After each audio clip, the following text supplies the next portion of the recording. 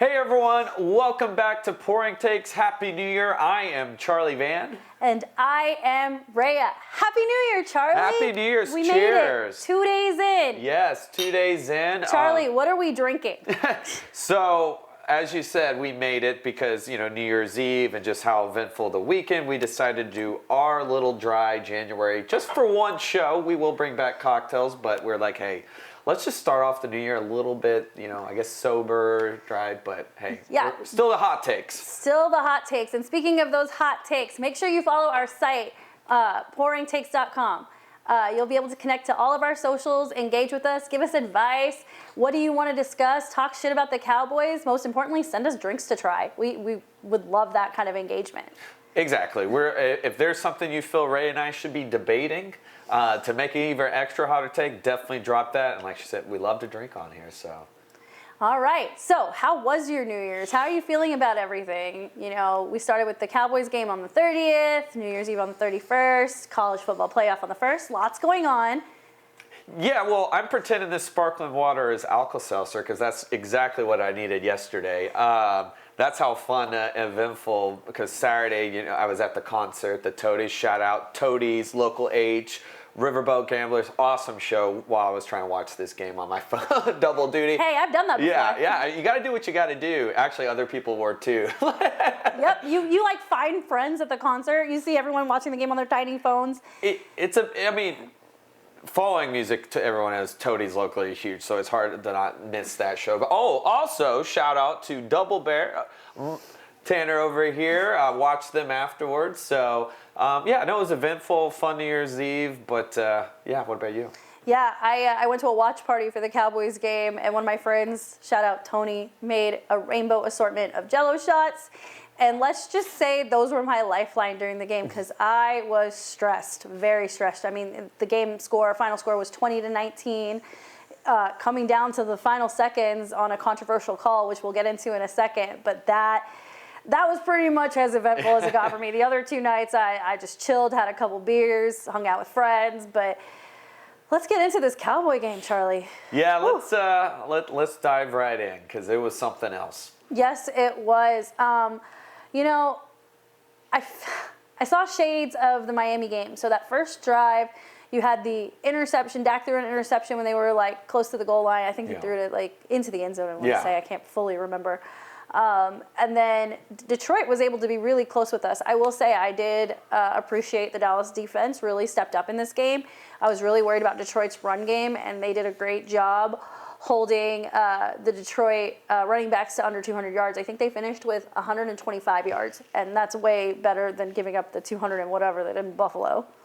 Yeah, no, definitely. I mean, I've been very excited to see what this defense is doing because before, definitely that Bills game, atrocious. Even the Seahawks game up to the very end, it's just like, where's the, forcing our offense to really, really pour on a lot, right?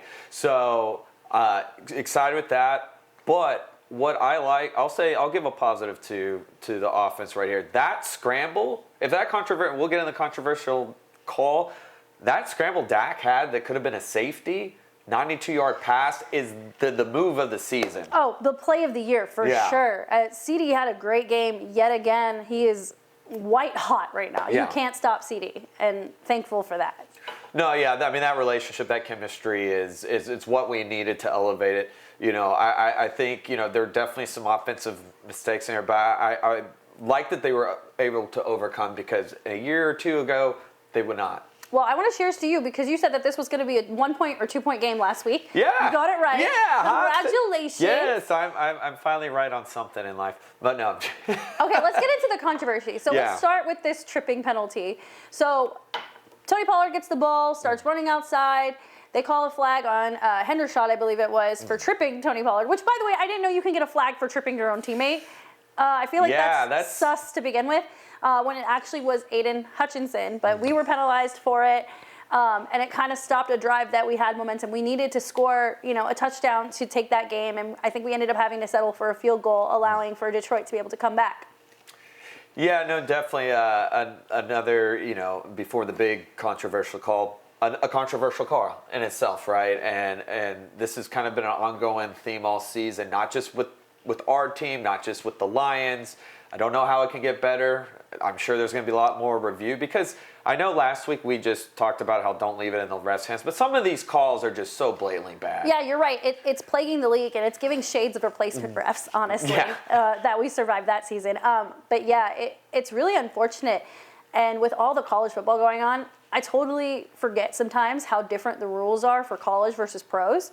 And the fact that in college there aren't challenges. If anything questionable happens during a game, it automatically goes to a booth review. Yeah. However, the offense can line up and snap the ball, within a certain amount of time if possible. But from what I saw over the weekend, anything sketch happened, the booth was on it. They were like, no, stop play. We got to check it. Got to make sure that he was in bounds. That he caught the ball. He had possession. Whatever the controversial moment was, college does a really good job of mitigating that. Yeah. And I feel like that's something that you can bring to the NFL. Yeah, and I don't know where to begin in the sense of okay, this has been a very ongoing issue, and at what point is Goodell going to really sit down? It's like you're really ruining it. High stakes, high money, and maybe that's also why college is a little bit better, especially with these bowl games. There's so much at stake. But even with a regular season game, we're building for the playoffs right now, and you have these terrible ticky-tacky calls can go either way.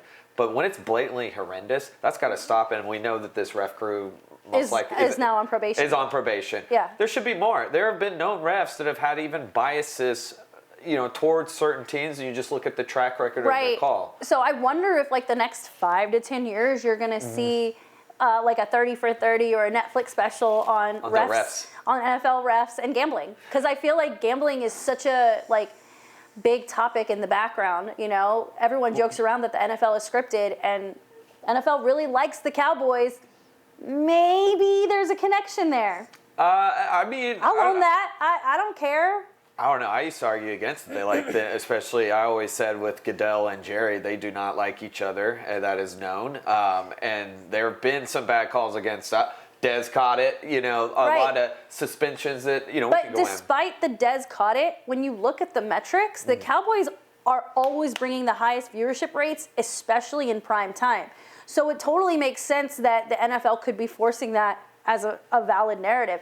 Again, I could be wrong, and I shouldn't be saying this stuff as a Cowboy fan, but it is something you got to think about. Well, I would agree, except for that January 2022 against the Niners with some of those flags are pretty bad. If they loved us so much, we'd be in an NFC Championship. But I think there's also a love of a downfall of us as well. Yeah, I can see that. But it's not just us. Maybe they're setting us up for success just to knock us down in the playoffs. Yeah, people love to hate us, and like I said, I don't think it's just us. We've seen it all over. We've seen it with the Chiefs. We've seen it with the Bills, and it's got to stop. We're MMA people. There are certain refs that are no longer allowed to ref in the UFC because of their performance. Judges are a different thing. That's a whole different. But still, those refs are so close to it, just like in football. So, need a better eye. All right. So speaking of the call of the game, Detroit gets the ball for the last minute, essentially, and is driving down the field, scores a touchdown. At this point, we're out of Jell-O shots, and I'm freaking out, absolutely freaking out. I'm like, did we just choke away a game? Am I going through my own form of PTSD right now? I'm freaking out. I'm in a house full of mostly Cowboy fans. We're all freaking out. It was just not a great environment, honestly, for my nerves. And then, they line up to go for 2, and I'm like, good for Dan Campbell. Going for the win. That's ballsy. I appreciate it. And analytics will tell you should go for 2 in those situations. So they line up, and a big man scores a touchdown. And I'm watching this back, and I'm like, wow, that was a really well-executed play. Good for them. We choked. I'm ready to go out to the bars and call it a day. Move on with my life. And then you see the flag comes in. They've already celebrated the touchdown. Yeah. You think this game is over. And they're like, oh, the guy who caught the touchdown didn't report as eligible. Then you see the Detroit Lions sideline. Dan Campbell's going nuts. The players are going nuts. So the story that we're hearing is that 2 big guys, 2 offensive linemen, reported themselves as eligible. But when the refs told the Cowboys who was eligible, the guy who scored the touchdown was not eligible. Essentially, he was not. They didn't tell him he was eligible. So they line up and they do it again. And the defense does a good job. And There's another flag on the play. I think it was the defense was on offside. Yeah. That's what it was. Defense was offside. That's why they did such a good job. And we'll get into penalties. So they line up again. And they do it one last time. And the defense held on, got a good rush on Jared Goff, had to throw the ball away, game over. Yeah, I mean, and especially erasing that last-minute flub last week against the Dolphins. Had a chance to stop, got a face mask. So kudos definitely to the defense. Once again, going to this controversial call. Yes, it was controversial, but they did have another chance. Had 2 chances, though. So, I mean... Yeah, I feel like it, negates itself. Yes, it was a really sketchy call. Yeah. But it's not like that's the call that ended the game. No. They still had 2 more opportunities to complete the 2-point conversion. And then there was the knock on Dan Campbell, who's getting a lot of just as much heat for going for the 2. Well, I mean, he took a chance. I mean, because I think Cowboys, we still had 30 seconds back that we could have, I believe. Yeah. Yeah, it wasn't the end. No. But, I mean, he went for it. What can you say? And, I mean, their execution was great. Marching down the field. And the drive before that, Jared Goff had thrown an interception. One of my friends had the audacity to turn off the TV after that interception. I said, do you know our team? Yeah. What the hell is wrong with you, man? So, yeah, after yelling at him, he finally got the game back on. And then all the stress started happening all over again. But what stood out to you outside of the controversial calls? Is there anything... other than CD having another career 200-plus night. Parsons, you said last week Parsons needed a big game. Did he watch us? Because I tagged him in the clip. Yeah, I mean, I think he, one, there wasn't as many holding two on it. I think everyone, Tank had a good game too. I mean, the defense just being consistent. That's what we've needed, all season. And this was a big game. And in the very end, didn't need a penalty, didn't get one. Made the stop. I think that's the big one for me. Yeah, I'm gonna stay in that vein with defense. I mean, we forced turnovers today on Saturday. We had 2 interceptions by Jordan Lewis and Donovan Wilson, and also major shout out Jordan Lewis. He had to line up in the slot against Amon Ra St. Brown. Yeah, that's his name. And beast. He's an absolute beast, and I think he had 90 yards. So he had a great game, but when it mattered most, Jordan Lewis really locked in and did his job. And he's coming off that major injury last year, replaced by Deron Bland as the number 1 slot corner. So it was good to see a little bit of redemption for him. So I'm really happy for him. Yeah, no, definitely coming back from that injury, looking 100, making the plays where we need him. This is maybe second or third game where he's had a big impact moment. Yeah. On the offensive side of the ball, we didn't score as many points as I thought we were going to. Last week I said I wanted to see a 40-burger or a 50-burger. Yeah. We only got to 20. What do you think was the issue in the offense? Because I believe at home we averaged 30-plus a game. I think still, again, running the ball. That has been our Achilles heel all season, figuring out how to get that going. I mean, I love the passing game. I love it, but it's almost telegraphed now. We know who Dak's going to. We know who he's not going to. But we got to get that run game efficient. We said that last week. We got to keep it, especially going here in the playoffs. And that used to be where you would see that 40-burger. We could just run it down our throats. That's what we saw Minnesota last year when we put 40 on them. We can't get it going. Mm-hmm. And that leads to a question we'll get here in another topic here in a second. But yeah, let's just jump straight into it. So big news. We got the news that Dalvin Cook has been released by the Jets. Dalvin Cook interviewed with a whole bunch of teams before deciding on the Jets, thinking that Aaron Rodgers was going to be quarterback, that they were going to have a great season up in New York, and obviously that didn't go according to plan. He was being courted by Miami as well. Yeah. Other teams that could be in the mix. Buffalo, his little brother plays there. Cleveland, they lost Nick Chubb, but they got Ford. Ford is just going off over there. I'm trying to think if there was more playoff. The Ravens. The Ravens have lost 2 running backs. Today. 2 running backs that are out for the season due to injury. So the man has choices. Yeah. How do we get him here? What needs to happen? Yeah, because if right now, if you had to put the Ravens and Cowboys next to each other, well, clearly right now the Ravens are number 1 favorite. Yeah. But with that being said, what does that system look like? And I feel like Cook does fit well in our system. The moment we lost a guy like Zeke, I felt like the way that Minnesota definitely right now is the way that we would run Zeke. And that's what we're missing. Donald does okay, but he's no Cook, right? I think once again, go back with Pollard, we're making him more like the Zeke type, and that's just not his place. What made Zeke and Pollard run is like, here's our outside guy, here's our up the middle. Cook is a very good, because he's ran on us before a lot, and I think he's a big missing link of what Vikings to part of that downfall. So I think it's just how are you going to utilize him? Obviously, money. Jerry's mentioned in the past, money's not an issue. That's how he said. We know there's the cap, but I mean, I think he can mix very well into this offense. Yeah, and one trend I've noticed with the Cowboys these last few games is they have been doing these longer drives, and it's been incredible to see them sustain 15, 17-play drives. That gets a whole lot easier when you have that bruising back that can wear down a defensive line. Yeah. So for me, it's a no-brainer. For me, Jerry should have called him. Get on the phone yesterday. Now. He should be calling like an ex you want back. Yeah, exactly. And, hopefully they can make something happen. I don't expect it because Uncle Jerry is Uncle Jerry, but it would be an actual game changer. And when you think about the defense, right? Having a running back like that also helps your defense. It keeps them off the field. And with our weakness on defending the run, that's kind of what we need. Because if the defense gets, less snaps, that secondary can run the way they want because our secondary cannot keep up with some of these speed receivers. Yeah. No, exactly. We need an enforcer. We need a guy who can bulldoze right through. And, I mean, this is the guy you need right now going in this postseason because, depending on how we'll get into this weekend's game, but you may even if you have 2 back-to-back home games, you're going to take this on the road, and that's a guy going up against even the Niners defense that can really help. And we've seen people can run on them. Yep, we have. Yeah. We've seen them be exposed, even though they've got, the 49ers have one of the best D-lines in the league. So it's definitely something worth considering. What about on the negative side? I mean, like I said, we already talked about these controversial plays, but what were things that happened in the game on Saturday night that you were like, oh my God, why are you guys still doing this? Well, I still think, the penalties, that's just going to, I said it, you can't get a Lombardi trophy with being the most penalized. It's very rare. Still the offense just, I want to see more creativity too. I thought the blocking was okay. But I still feel like we're telegraphed a lot. I would love more Cooks. Yeah. I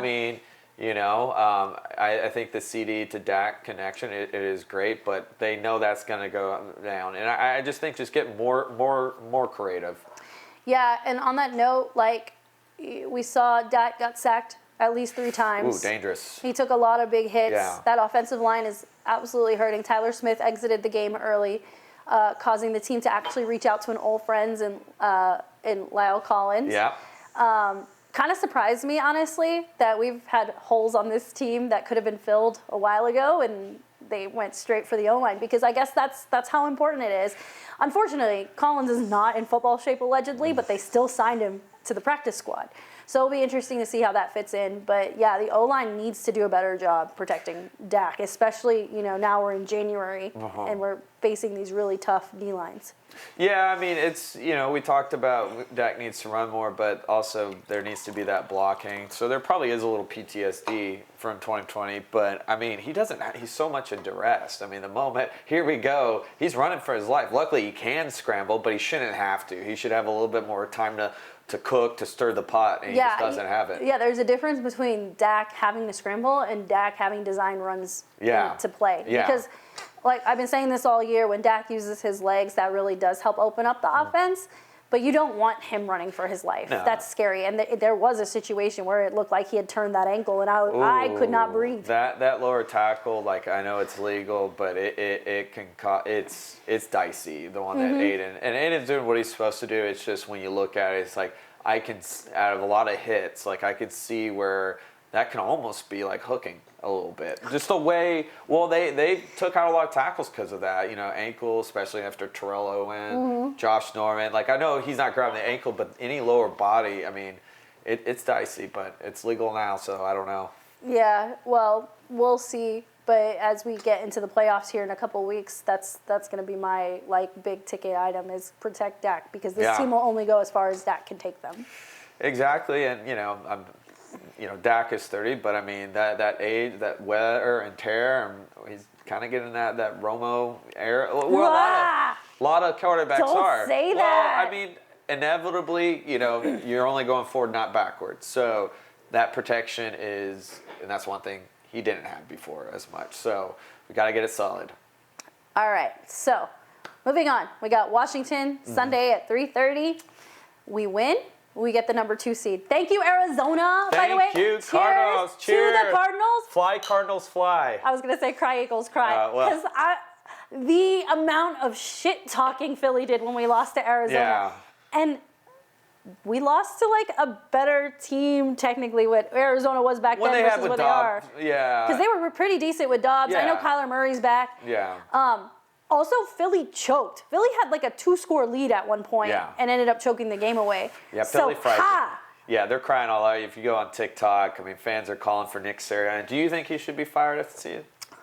I don't know enough about the situation in Philly, but I'm aggressive and I can't stand him. But at the same time, we do pretty well against them when he's at coach. So I'm like, yeah, keep him, whatever. They are very yank the chain, rip the Band-Aid team. I mean, they did fire Doug Peterson, brought them a Super Bowl. They did part ways with Andy Reid, and look what he's doing. That's like Philadelphia culture. Like, the team is still, despite them being the Eagles, still 11-5. They're still in the playoffs one way or another. This is off year for a lot of teams, and it probably is the Super Bowl hangover. We see it a lot. I wouldn't just say the Super Bowl hangover. I think it's also just the talent in the league, and I think these offenses have evolved so much, and there's so many, like I said, there's just so much talent. So especially in the NFC, I feel like, and I've said this before, that all of these playoff teams are roughly at the same area. I mean, you look at Detroit and Dallas are literally could have tied in that game on Saturday. Except for the Chiefs. I mean, Well, I said the NFC. Well, sorry, but I'm just saying because both those teams, right now have been off, and we know the Chiefs, they've been dropping it like it's hot, not hot. Yeah, but the Chiefs has been having deep playoff runs for back-to-back years. But Philly did. That's understandable. Philly also did give up 2 coordinators, and that's always a gamble. So, I mean, we've said all season up until this last stretch, they've been playing ugly. They've been, winning games they shouldn't. And I just don't think, and I've seen this, and I like this take, they don't have a real identity like they did a year ago. Yeah, definitely. And their quarterback is turning over the ball. Don't come hollering at Dak. Yeah, don't come for my quarterback. Seriously. Hey, so far he's keeping to his under 10. Okay, so if things go the way they're supposed to, assuming things go well with Washington, it looks like our first round matchup is going to be Green Bay, which I think is hilarious. The history. Yeah. Yeah, I mean, it's interesting because if you would have told me back in November one way that we would be potentially facing Green Bay, hosting Green Bay, I would be like, nah. But kudos to, first of all, Green Bay fighting back.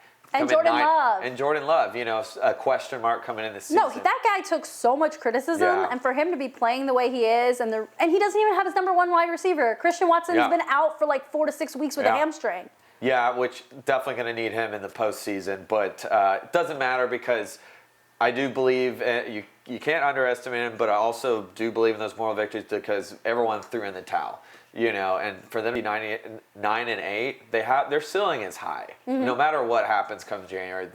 If I'm a Packers fan, especially post Aaron Rodgers, just to have a winning quarterback again.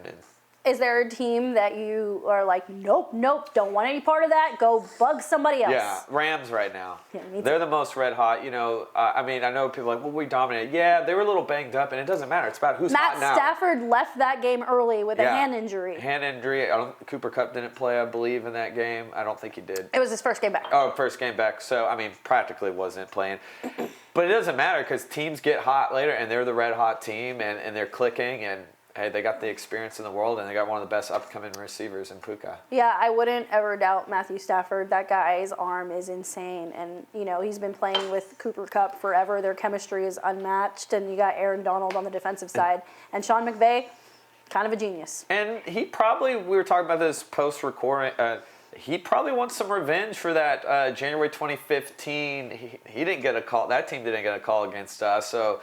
Wants some rematch there, wants some rematch early. Of course, he's got to get through his former team and the Lions. That should be interesting. Yeah, however that shakes out. So it should be pretty exciting. I don't know if the odds have been published yet for the Washington game. They're having a little trouble at quarterback. It seems like they keep going back and forth between Sam Howell and Jacoby Brissett. Yeah. That team looks a lot different from the last time we played them. They traded away 2 of their top defensive players. They're having a hard time moving the ball. They struggled against the Giants, for example. I forgot who they played last week, but I can't imagine it went well. So what are you looking for in this game specifically besides us winning? Defense, show up. I'm not too worried about what the offense is going to do. Reminder, we're on the road. We're on the road, but, it is the last game. But with how much what is at stake, by the last year, I know we got dominated. But by then, we knew we were not locked in for one. It was over. Now we know. This is big. This is big for Mike McCarthy. We are the reverse Texas Rangers. We need to be at home. I think the defense will show up big. Yeah, for me, I need to see 2 things. I need to see the O-line kind of recover from last week and open up lanes for Tony Pollard. Hopefully Rico will be back. Yeah. Just get that run game going. This is I know we didn't lose last week, but this feels like a get-right game to me. I also need us to have a comfortable lead in the third. I'm pulling everybody.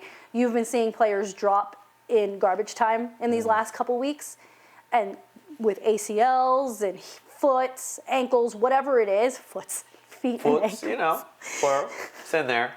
But Got an S at the end. But I don't want any risk going into the playoffs. I want us at our best. We deserve to be at our best. We fought hard. We've won some really tough games. We've earned it. And so I don't want to see one of our guys go down when he didn't need to be in the game. Yeah, no, I agree. Just build the lead, put in rush. I want to see him at at least the 12-minute mark. Yeah. And get some of these backups ready to go. You never know. You never know.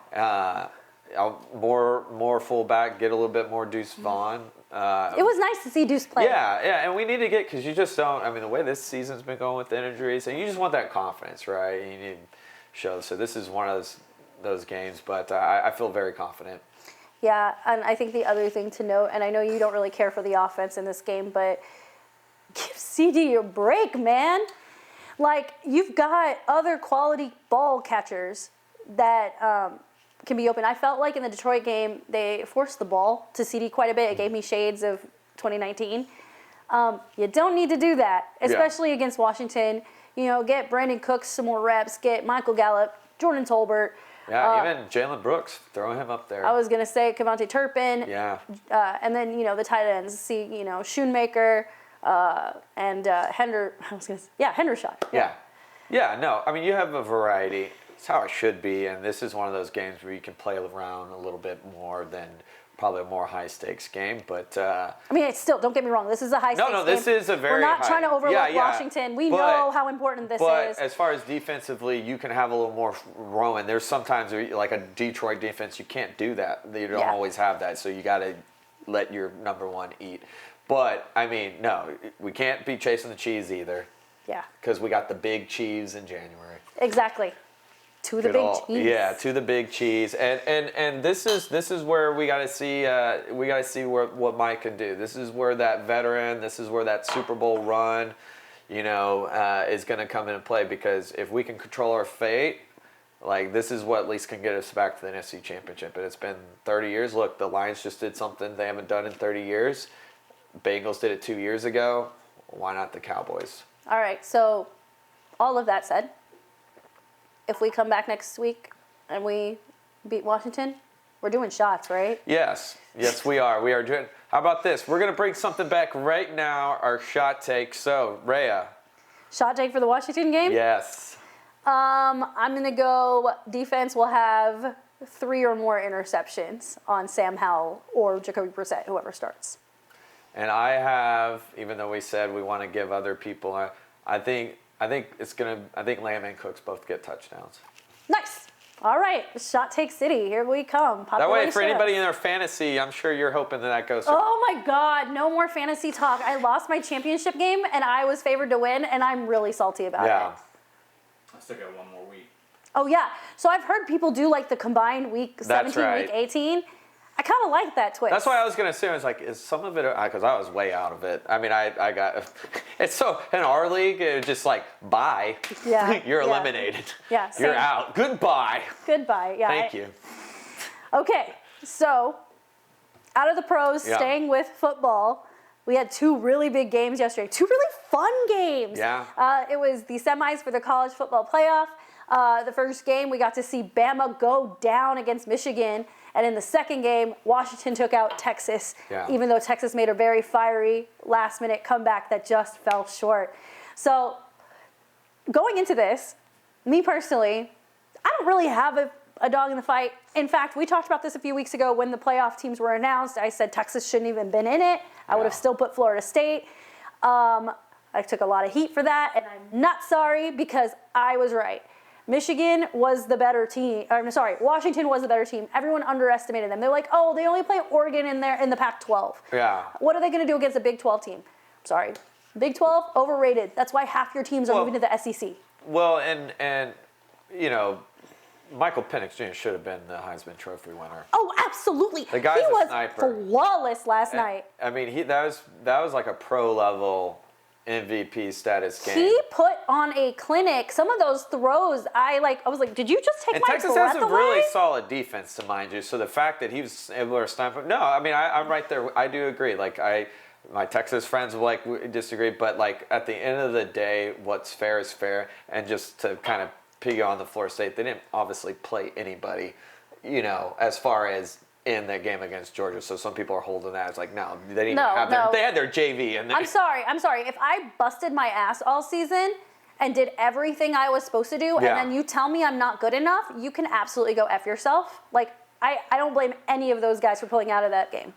Well, I mean, I'm surprised Georgia didn't, because Georgia deserved more than Texas to be in that, game as well. Yeah, you could even Oregon looked great. You could have made a case for any of those teams. But I think Washington looks so good. And the thing is, the controversy is Michigan, because they are going to be on probation next year. So there is an asterisk. While I'm kind of happy to see Alabama out, you have somebody's going in with the... So you talk about like narratives of like wanting to bring teams down. Bama's one of those teams. People love to hate Bama. Yeah. If you are not... if you didn't grow up in the Alabama area, you didn't go to Alabama, you probably don't like them very much. They are and kudos to Saban. He made them like a dynasty. He made them into the Pats of college football. And I remember when Clemson beat them, like dominated them. It was just crazy. But, they're always in the mix. They're must-see TV. But, yeah, definitely. But, man, what a game. That was was crazy. fun. And this is my takeaway, and I say this every year. The way that they do overtime in college football needs to go to the NFL. Forget kickoffs, first team scores a touchdown wins. No, just give me the ball at the 25-yard line or whatever, give each team a shot, and just play to sudden death. That is so much more fun and so much less, hectic. Yeah, and I mean, I figured college football is always figured out, minus now how they select people to go play for these games, but... I feel like it was so exciting. That's how it should be. The 2 of the best teams, one of the best. I mean, you could, whatever the Alabama still. That's what you want to see is a gun. It should be. Yeah, a shootout. 2 of the best college coaches. Yep, definitely. And we were so lucky. It was a treat. And the last couple playoff rounds in the previous years I don't remember them being nearly as fun. Just my opinion. I enjoyed watching both of these games. And now that we know that we have Washington versus Michigan. We'll preview that here in a second. So all I want to say is, what do you think? Does Quentin Ewers return? That's the big question. Isn't he out of eligibility? Or almost out? I don't know. Because they got Arch Manning in the wings. That's they had another him as thing. QB2 And that last NIL night. money, right there. And where does Bama go from here? I mean, I think they would be pretty much okay, but it's another disappointing season for them in the sense of the result. Yeah, I think the NIL thing has made such a big difference for a school like Bama, knowing that you can go somewhere else, get that playing time, and then get money in all kinds of ways. I mean, you look at a school like SMU, for example. SMU is never going to be a top 10 school. They just won't be. But these players can make a lot of money, and they're coming through the transfer portal. Yeah. For 1 year or 2 years. And I think it's the transfer portal thing that makes it all so interesting, that you can be like a starter at Georgia, hate your life at Georgia, and then go to a different school the next year. Well, I think Florida State's about to get a quarterback from Oregon State. So if that is true, it's DJ. Yeah, I saw that. That's perfect for them there. All right, Michigan versus Bama next Monday night. Not Michigan and Bama. Michigan and Washington. Michigan and Washington. If we were drinking alcohol, I would make you chug your drink right now. Yes. Bama fans are like, why are you putting salt in my wounds? Roll Tide, not this time. So very interesting stylistic because these are probably two of the most explosive offenses. Now, what worried me in Washington, their running back went down. Yeah, towards the end. He's been having foot issues for weeks now. Well, and he was injured at Mississippi State, too. Huge part of that offense, but still, I believe in what Penix can do with his receiving core there. How do you see this going down, especially with that Michigan defense? Yeah, so I think to me, Michigan's the clear-cut favorite here. Like, my head says Jim Harbaugh's going to win the whole thing and then leave Michigan and go coach in the NFL. The Chargers. Yeah, most likely the Chargers, and that's the right move to make. But my heart is going full underdog. Yeah. Like, this team took a lot of criticism. A lot of people didn't think they should have been in that top four. And by beating Bama. Texas, yeah. I almost made this. Yeah, I know. We can't. Sorry, Bama on our minds. Can't get it together. We have the Alabama Shakes. I hate you. But yeah, I think Washington really deserves it, and I think they have been overlooked for so long. Like, I wouldn't be surprised if they literally sneak in and steal this. I'm going to go Washington, too. I think the football... Why do you always agree with me? Not all the time we don't. But I'm going to go because I think it's what's right. And I feel like football gods, especially, you can't go in when you're not even going to be acknowledged as the winner next year, the national champion. It's almost like I think there's going to be a lot more love for Washington because of that. Look, I mean, still... the team on Michigan, the players, I mean, they've worked, it's not their skin. I was going to say the same thing. Like, you can't put this on the players, but karma exists. How terrible is it that you win, and then you're not even acknowledged? Like, you're going to be on probation. This is going to hugely hurt you. I think they were interviewing the college football players. I'm sorry, as somebody who went to school that went through the death penalty, I feel nothing for this punishment. Well, my thing is, though, if you're devil's advocate, if you're not going to acknowledge them, why did you even let them be eligible to begin with? Yeah. I don't understand that with college. Why is it not happening now? But it goes back to the fact that those kids did the work. They did exactly what they were told. They shouldn't be penalized for something that the adults did. But USC could say the same thing in 2005 with a lot of those agreed. players. I mean, that's why Reggie Bush got his trophy back. Like, it's here's another Netflix special, ESPN 30 for 30, coming out 5 years from now. Astros are like, hey, well, good luck. It's all on you now. Fuck the Astros. No, but here I am dropping F-bombs without alcohol. There you Always go. right in the world. It's the sparkling water. It's the sparkling water today. No, I'm going with my heart with Washington because I do feel when it comes to the most explosive and the way the Michael Penix Jr., like I just think this is going to be that game. Yeah. Very close game, though. Would love to see it. And then one note before we move on, the playoff changes next year. It's going to be 12 teams. Do you think that's better or worse given how the selection committee has been handling? Well, it depends on how they're going to actually handle, because you could have 12 teams and still be picky-choosy. That's the thing. Like, I mean, it'll seem wrong, but, I mean, we see that they can't get it right to begin with, you know. I'm just, until I see it in person to know that they're not going to leave out some, then, but, I mean, as far as the structure goes, I like it, because this is how football's, NFL, high school, you're going to, in the end, it's going to be more exciting. Yeah, and, like, I know the argument is that they didn't want these kids playing more games, but you know, it's a national championship. Yeah. You know, March Madness is a 68-team field. Yeah. And those kids play an extra 4 to 6 games, whatever it is, to win the whole thing and be the best team in college basketball. And I feel like this is kind of on par with that. And when you spread the field, you know, there's a higher chance for upsets and more interesting things to happen. But you're right. I think there needs to be a more objective criteria for who those 12 teams are going to be. And I'm very interested to see what lessons were learned and how they're going to translate into next year. Yeah, it's going to be a big task. I'm sure somebody's still not going to be happy in the end, but the structure and the setup, it's going to make it more fun. Could see an underdog win it all, which I like. I mean, it's that perseverance. But it starts, but I see that it'll wrap up January 20th, right in the height of the NFL playoffs. So that's going to be interesting because, you know, the NFL takes both Saturdays and Sundays during the playoffs. Yeah. So we're going to go head to head. And Mondays now. Some Monday. Cowboys play last year. Yeah, on Wild Card Monday. That's right. Yeah. So, and this will be around that time. So, you know, we will see. Yep. All right. Real quick. Let's get into the Mavs and Stars. So you, mister, have been to a handful of Stars games recently. We had 2 games against the Blackhawks. We won both. The first one was way too close. The second one was a total blowout. Tonight we're playing Montreal. Later this week we're going to see Colorado, which is a really great team. They're leading the division, yeah. Nashville, who we beat, I think, 2 weeks ago. And then Minnesota, who we always seem to have a split series with every season. And we played them in the playoffs last year as well. Outside of Ottinger still being out with injury, what are you seeing right now? Like, what are the positives? Oh, I think the best positive is defensive play have got a lot better. Actually, our supporting cast, everyone's stepping up. Before, it was a couple of guys, always constant scores.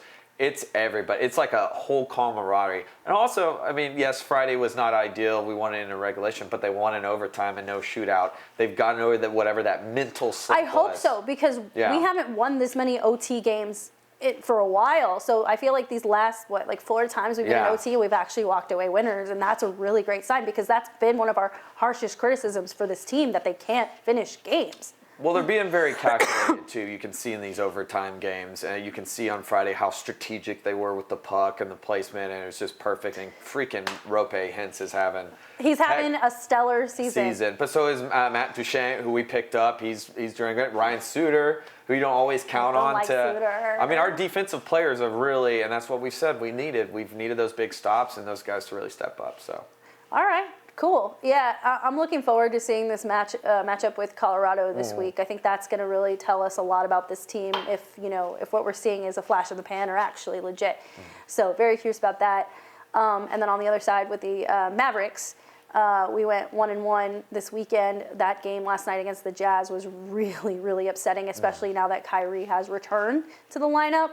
And then the other big news with the Mavs is that they're in the mix to trade for Pascal. How do you say his last name? Siakam? Yes, Siakam? we will work on that. He was part of the team in Toronto that won the championship. He flexes between being a 3 and a 4, pretty decent rebounder. The rumors I saw is that they might offload Tim Hardaway Jr. I would like to see them offload Dwight Powell. I'm not really sure where we stand in terms of picks. I think if we're trading picks, we're going to be trading 2025 picks. I'm not sure if we have anybody in 2024. But this is a move that I'd really like to see the Mavericks make. I think it makes total sense. He'll fit in. He's not a mega star. He's not going to demand the ball. Yeah. I think he's going to complement Luka and Kyrie really well, and be that role player that we've been dying to have. Well, you said compliment. It's right there. Complimentary. No, you caught me. But yeah, I really like to see that. In terms of the upcoming schedule for the Mavericks, we're seeing Portland twice. Portland's not one of the greatest teams, so those should be gimmies. And then Minnesota, who's the #1 team in the West, is going to be also a great eye test, kind of like how the Stars are playing the Avalanche. Seeing the Mavs match up with the Timberwolves kind of give us a sense of where we're at, especially with Kyrie back. Yeah, I mean, I think if you can make a move now, that's huge. We've been saying it week on week. There's that one other additional piece to come in. I'm not going to use that word so I don't have to drink. Mesh in very well, groove in, Moving and grooving. Moving and grooving. That should be that's their slogan. Slogan. Okay, I'll drink. I made up a word. Oh my gosh, we should actually send out Pouring Tanks the drinking game. They'd be drunk by minute 5. Yes. So, no, I mean, I hope they make some moves. Now's the time, right? I think they see what they got so far. It's good, but it can be a lot better. Yeah. So, especially going to this, now we're getting these most pivotal months. Sounds good to me. Well, we will see. I love that we're in the January-February window. Things are going to start making sense. We're approaching the All-Star break. So don't forget, vote for your All-Stars, by the way. Yeah. For both teams, the Stars and the Mavericks. Voting's in full swing, I believe. Right now, yeah. All right, cool. Do you want to do this last topic? Yeah, let's do this last topic. Okay. We talked sports a lot. Let's talk a little sports entertainment. Okay, full disclosure. We're going to talk about WWE. And I feel like most of our fans aren't going to be into this, but we're going to figure this out. We'll get new fans. Come on in. The water's fine. Okay, so WWE. I'm relatively new to this space. I watched Monday Night Raw at the same time as these college football games. We actually cut the volume on the college football when The Rock came out and surprised everybody in San Diego, and cut a brilliant promo. Like I said, I'm not too familiar with this sport, but this had me on the edge of my seat. Well, and to add to that, a crossover, he did engage with Jimmy Johnson, and he gave his attention. He always wanted to play with Jimmy Johnson. You know, Jimmy, by the way, we didn't get to say congrats again on going in the ring in the Ring of Honor. And then for those of you who don't know, the connection between The Rock and Jimmy Johnson is the University of Miami. Yeah, and he didn't get, Jimmy had switched to the Cowboys before he got a chance, but it's funny because he's like congratulating. He gave him his letter of intent. He's like, if you ever need a coach again. But yeah, The Rock returning is huge for Raw. This is his second time, now first time this year, but in months that he has made a surprise appearance, which has got to be awesome for the audience. You don't even have to follow wrestling closely to know who The Rock is and to definitely know what his impact in wrestling was before Hollywood. Yeah, it was really exciting. And then from what I know about wrestling, he called out Roman Reigns, a.k.a. the head of the table. Sorry, I find this very Former corny. Georgia Tech football player. I did not know that. Yeah. I knew he played football. I didn't know it was Georgia Tech. So given what we saw on Monday Night Raw, where is this going? Is this gonna, I'm uneducated, so you're gonna have to tell me. Was he just talking to talk? Is this a storyline? Is this leading up to WrestleMania that takes place in April, or is something gonna happen sooner? What are your thoughts? Yeah, there's a lot of different takes. I mean, obviously, there's been buzz. Could it be Roman versus The Rock night 1 or 2? Have Roman wrestle both nights, but also somebody threw out maybe Elimination Chamber, which is the big February stadium show in Australia. Mm-hmm. But wrestling does this too. They want to keep you on your heels, and he's a big name, and AEW, their competitor, just had a big event on Saturday. Why not? Kick off the new year with one of the biggest, if not the biggest, superstars of all time.